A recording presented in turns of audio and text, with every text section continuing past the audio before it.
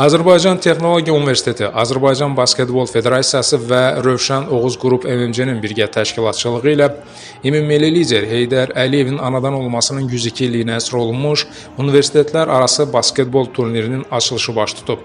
Tədbirdə Azərbaycan Texnologiya Universitetinin rektoru Yaşar Ömərov, Gəncə şəhər İcra Hakimiyyəti başçısının müavini Adil Tağıyev, YAP Gəncə şəhər təşkilatının sədri Bayram Aslanov, Azərbaycan Dövlət Aqrar Universitetinin rektoru Zəfər Qurbanov və digər müəssisə rəhbərləri, şəhər ictimaiyyəti, tələbələr, idmançılar iştirak edib. Açılış zamanı Azərbaycan Respublikasının dövlət himni səsləndirilib, Ulu Öndər Heydər Əliyevin və torpaqlarımızın müstəqilliyi və ərazi bütövlüyü uğrunda canından keçən şəhidlərin əziz xatirəsi bir dəqiqəlik sükutla yad edilib.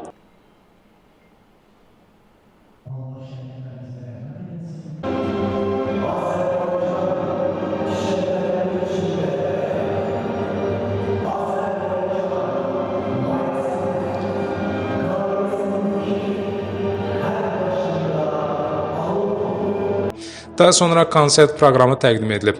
Yarışa püşkətmə ilə start verilib. 2 gün davam edən universitetlər arası basketbol yarışını Azərbaycan Basketbol Federasiyasının Hakimlər Kollegiyasının müvafiq lisenziyasına malik meydan və masa hakimləri idarə edib. İlk oyun Azərbaycan Texnologiya Universiteti və Mingəçevir Dövlət Universitetinin komandaları arasında baş tutub. Görüş Azərbaycan Texnologiya Universitetinin 119-37 xal hesabı ilə başa çatıb. Qeyd edək ki, Azərbaycan Texnologiya Universiteti universitetlər arası basketbol yarışını artıq 3-cü ildir təşkil edir.